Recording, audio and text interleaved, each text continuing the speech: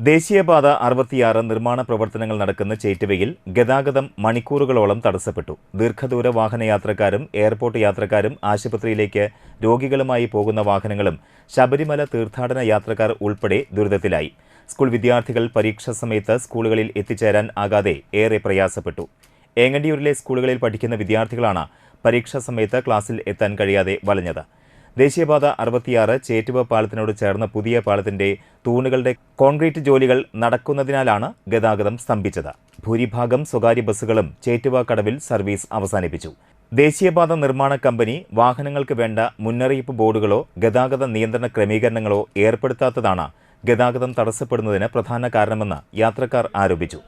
ചേറ്റുവ പാലത്തിലെ ഗതാഗത തടസ്സം ഒഴിവാക്കുന്നതിനായി ബന്ധപ്പെട്ട വകുപ്പ് തല ഉദ്യോഗസ്ഥർ ഇടപെടണമെന്നും വിദ്യാർത്ഥികൾ ഉൾപ്പെടെയുള്ളവരെ ബുദ്ധിമുട്ടിലാക്കുന്ന പാലത്തിലെ കോൺക്രീറ്റ് ജോലികൾ തിരക്ക് ഒഴിഞ്ഞ രാത്രി സമയങ്ങളിൽ നടത്താനുള്ള ശ്രമം ഉണ്ടാകണമെന്നും നാട്ടുകാർ പറഞ്ഞു.